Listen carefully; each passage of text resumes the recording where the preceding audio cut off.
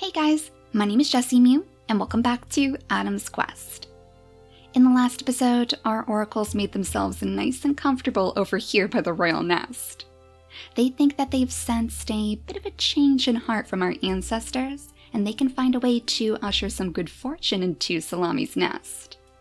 All that Salami is waiting for now is one of her children to be born with the stripes. That's one tradition that they aren't willing to give up. And with them being so close to Adam's home now, with us just one more challenge island away, it's pretty clear that we're going to have to get back on track with those traditions again. We need to make sure that Adam's family is going to recognize them after all, and that also means we have to keep a close eye on that home island gene. Luckily, quite a few of our new babies were born with that, so I think that's going to be okay. But we do still need to make sure that we can find a way to bring the stripes back into our family again, despite how gorgeous some of our new babies have been. I feel like Ramila could probably pass as a baby with the stripes, but I'm not sure what our ancestors would think. They would know the truth, with that bandit mask over her eyes, that she was just fibbing. So let's have Salami make her way closer to the oracles. I wonder if she puts together her own nest, maybe using the things that Sunflower has found for her. He's collected quite a few of these little plants after all, so I'm sure she could craft a nest with those.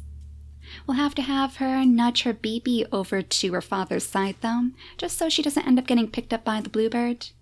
I know we still do have the bluebirds circling overhead, and it seems as if he's lowering himself to our level again. He was way up in the sky before after swooping away with Mimic's meat, so it looks like he might be hungry after all. But let's bring Salami over here. You can craft the nest, and then you can just wait for the oracles to work their magic. Maybe right before we skip the day, we'll have them sing up high on the stumps. They could possibly pick up some of these grasses too. I suppose they would be trying to appease Takir as well, since he's the one who would paint the stripes on our babies. So maybe a little bit of extra grass will be just what he needs to paint those delicate details. After all, Silas' stripes are pretty thin, so he must need a good fine brush to paint every last one. This might be a good opportunity for Sunflower to get to know his babies a bit better too, so let's have him climb down from his throne. Actually, if we bring him over here, maybe he could even teach Ramila how to gather up all of these flowers on the next turn. He's not going to go anywhere right now because we need to keep her safe, but I think that would be a good pastime for these two. They could gather up all of those plants for Salami to continue using as bedding for the babies. Now we do have another family blossoming over here. Finally, a true family between Mary and Doubloon.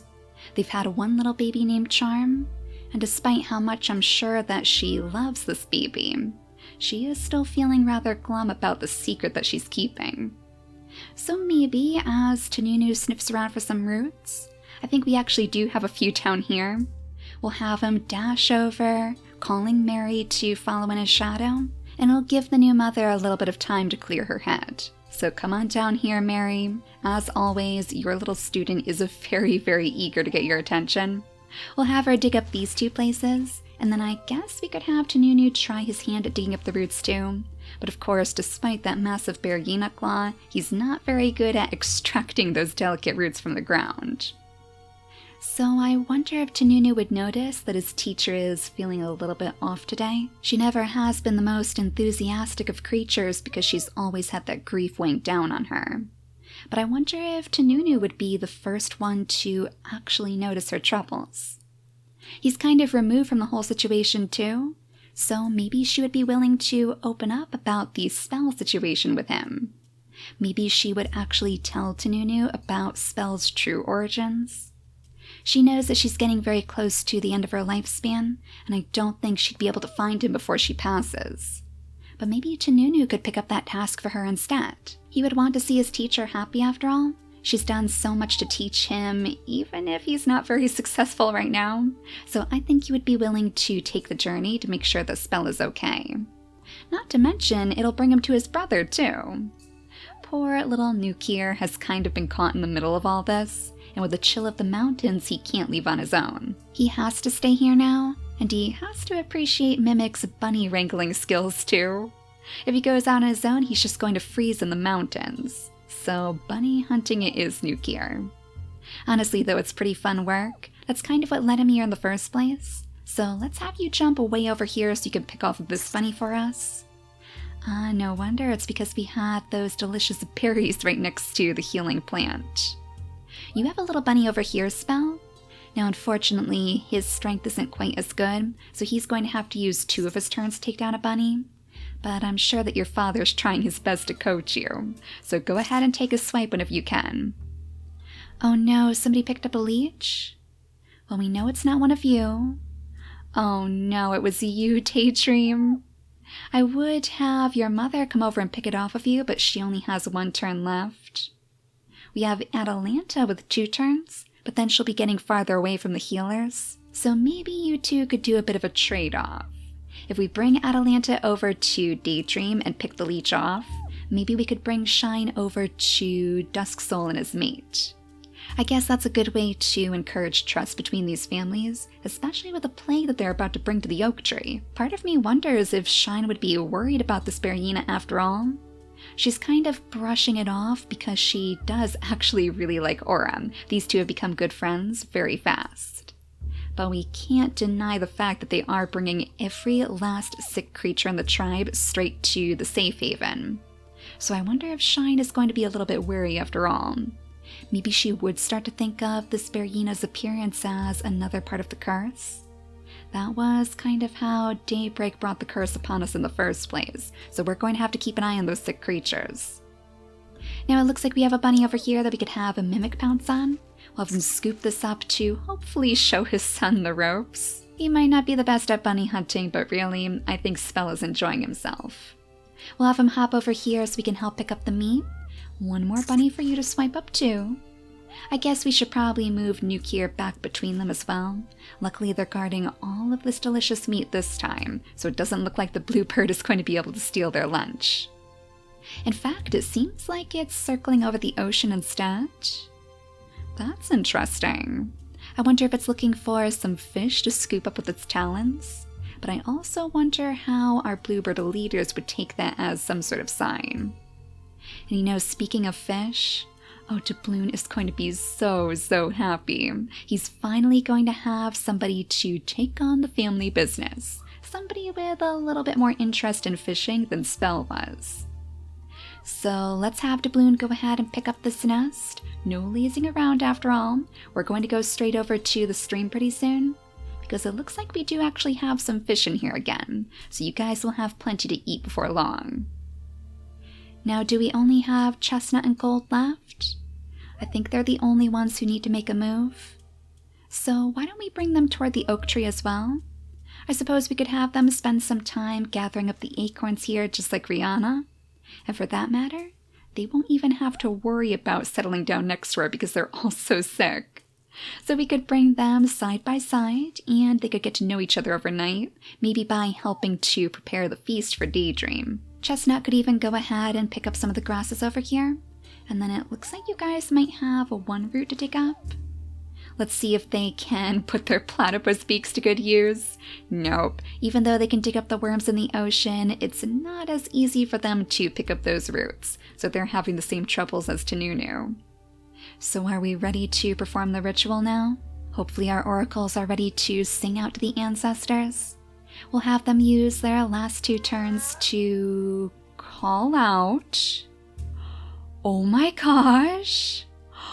Oh, I was not expecting that to actually work though. How many times have we tried to call out on these stumps in the past and nobody has shown up? And now this strange little creature has poked out of the grasses? Oh my gosh, I'm not sure if we've ever seen the female peacock tail in any of our tribes before. It's so tiny compared to the male version. We'll have to invite her to the tribe before we can take a closer look at her model. But gosh, what an unfortunate bunch of genes. It's quite clear that she must have been part of some rogue male group. Well, go ahead and use your turn to offer up some food to sweet little Mir. I do love her spots. Those rosy little spots on that pale fur is absolutely gorgeous. So yeah, let's take a closer look at that peacock tail. Oh my gosh, that is adorable. She almost looks like a little kangaroo. Ah, and she does have the antennas and her inactive traits too, so no wonder she decided to show up. She felt the pull as well, the influence of the oracles. The only problem is she is a bit sick, so I think we're going to have her scoot on over here. Oh! Did we know that there was a nest over here? We must have found that with Doubloon in the past, right? He was fishing over in this area? I wonder if he just missed that. I can't really remember if we found this or not. So go ahead and uncover that for us in the future. Maybe that would be a good place for one of our other families to settle down. Or for that matter, maybe that's actually where she came from, living right under our nose the entire time. So now you, Ember, go ahead and sing your songs to the skies. Don't you even tell me, did we just find another wanderer? There is somebody right here. They must be related to Mir. Well, we don't have anybody to check it out right now, but we're going to have to do that as soon as we skip the day. I mean, it's quite clear that plenty of these creatures believe in the oracles, so I hope you do too, Salami. Let's cross our fingers. Is today finally going to be the day? Oh my gosh, it actually was. And look at how many sick creatures we have on the island. Oh my gosh, this is insane. But I guess it's all worth it if it means we finally have the stripes in our nest. So the true heir of Adam's family has finally been born, and she's even been blessed with the blue eyes too. The blue eyes for the bluebird feathers. Now unfortunately, her cold resistance is going to be rather poor. She has a spiky body, which means she doesn't have a tail. I'm not sure if she would even have any cold resistance, so she's going to have to make sure that she stays very, very close to her tribe mates. Lorana is going to be the kind of leader who doesn't stray far from her family. So this is it. As soon as this little baby is ready to settle herself down in the ports, we will be ready to make our leave.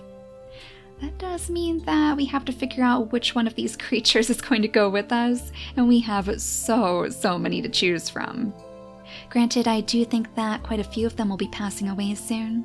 Dawn Soul only has a few days remaining on her lifespan, and with all the sickness swirling around this tribe too, a lot of our creatures are feeling the same stress. But before we make any moves over by the oak tree, we have to see who's poking around in the grasses over here.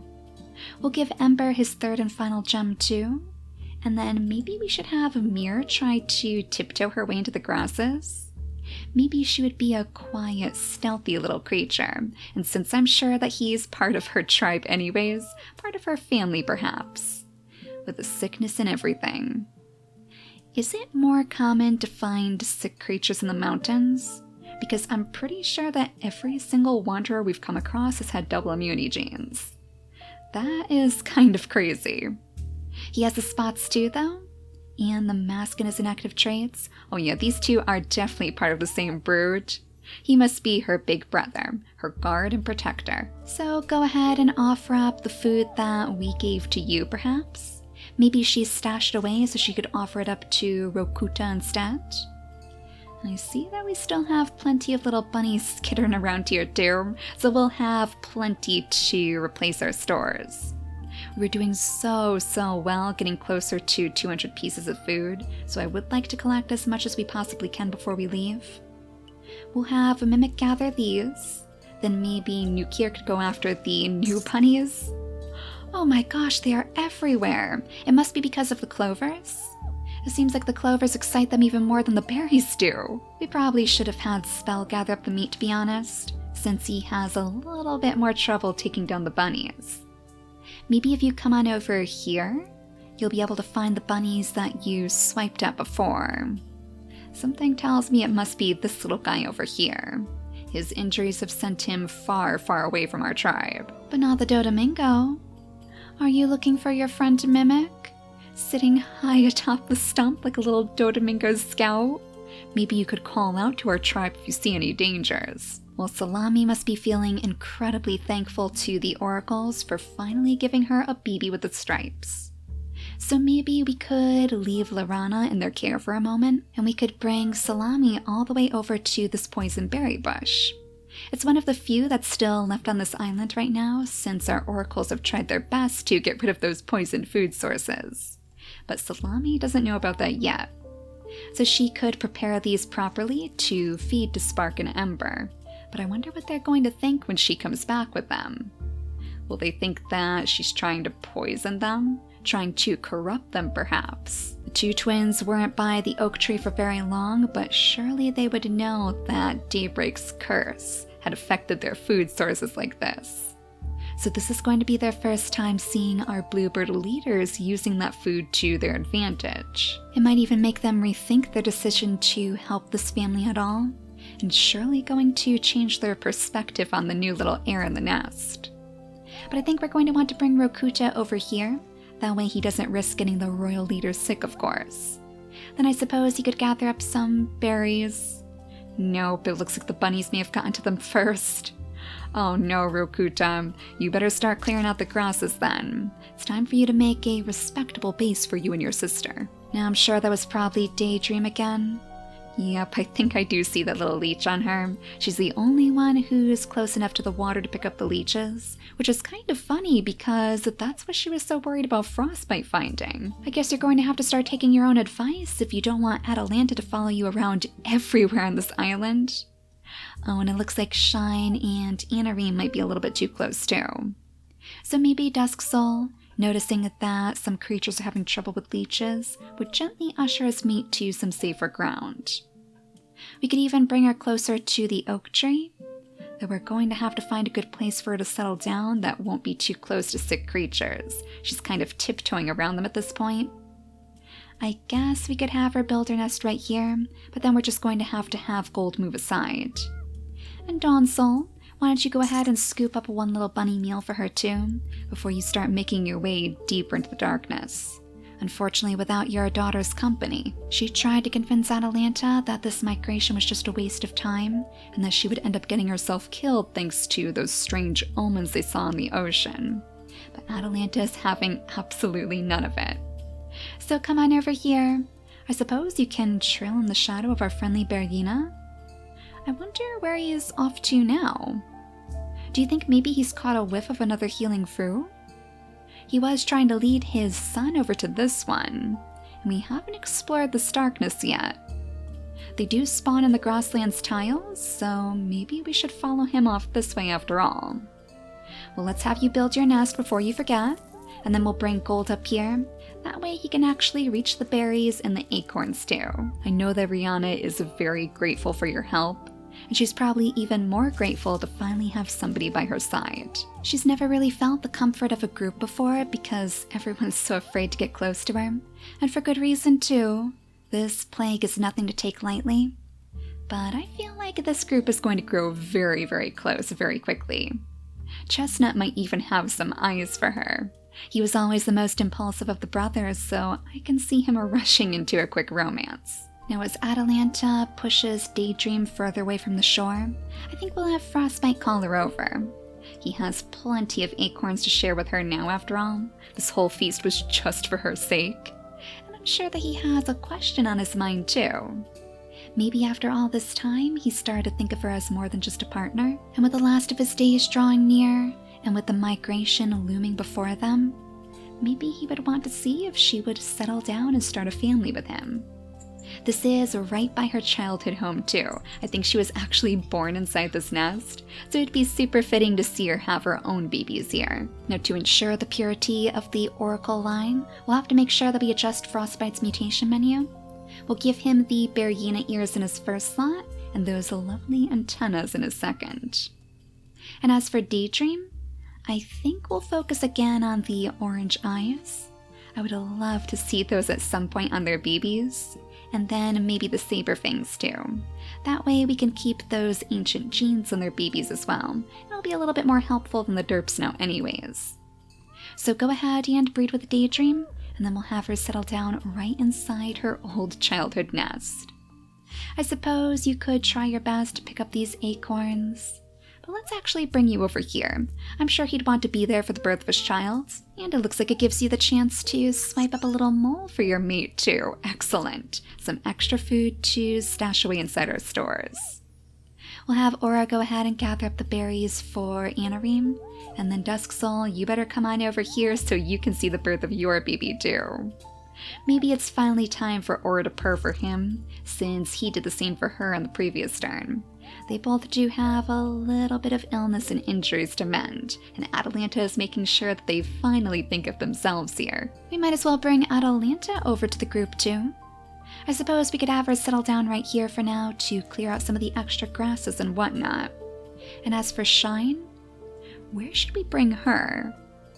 I'm sure she would want to see the birth of her very first grandchild, but I also feel like she's kind of lingering in the back so she can keep an eye on the sick creatures, especially the ones with those big Berrina snouts.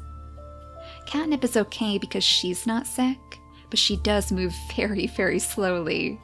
Basically, if we try to have her follow her father, she's going to end up sitting right next to someone else who's sick too. I guess we'll have her loom in the background for now, giving up her dreams of chasing after him. And Snowstorm can hurry his way to the healing fruit that his father found for him before. I think we probably will save this healing fruit just for Snowstorm, even though he doesn't have the most damage on him right now, and I think somebody like Gold is probably in far, far more danger. Gold is a little bit distracted, maybe so much so that he wouldn't even notice his failing health. So we'll have Chestnut go ahead and gather up the last of those acorns. I think we could probably try to paw at the ground with Dusk Soul, and then I guess Shine, we'll have you settle down right here.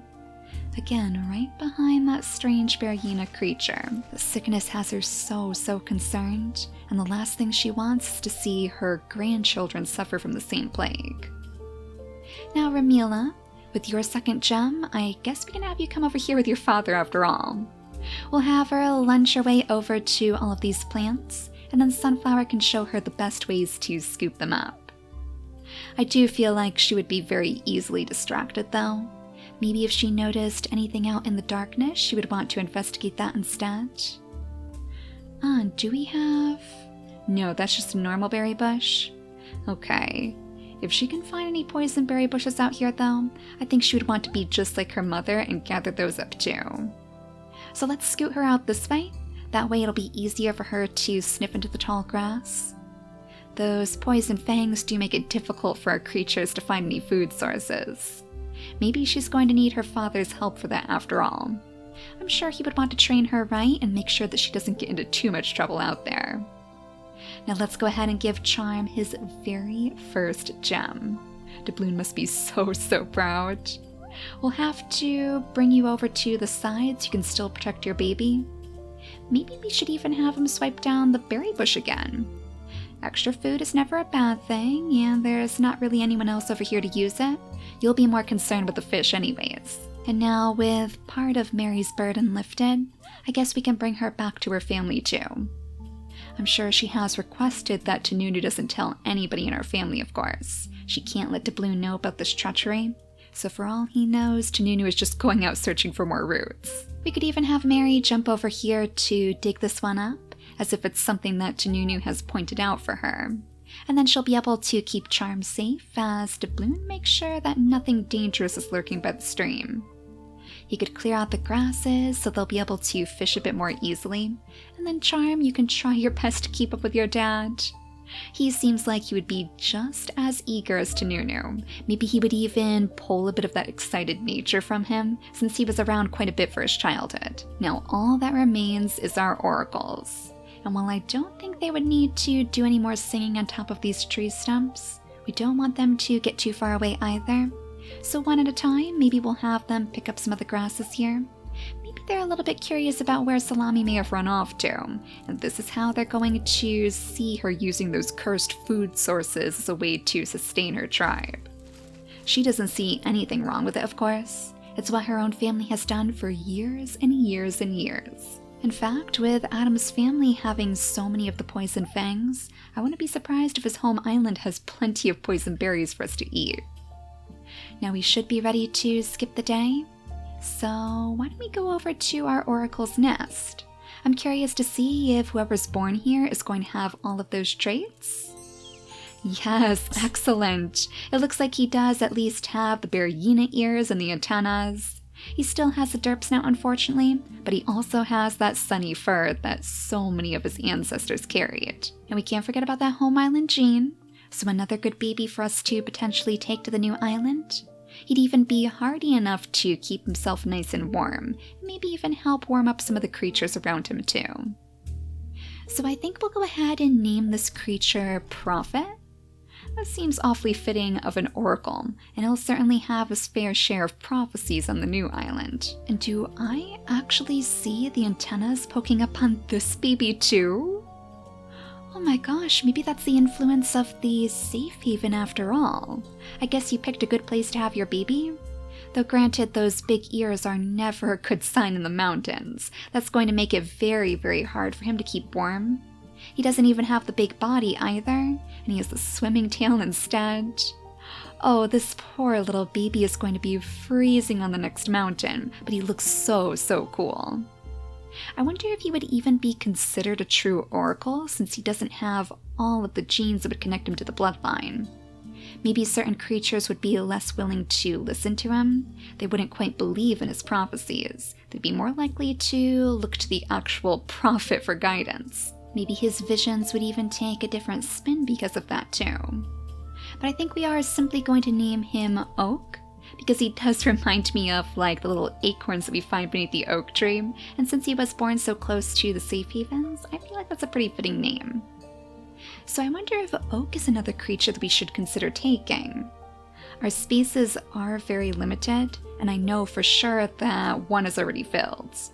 Lorana will be arriving soon with those bluebird feathers in tow, and I guess it'll be her decision on who goes with us. Something tells me that she's not going to want to bring any sick creatures.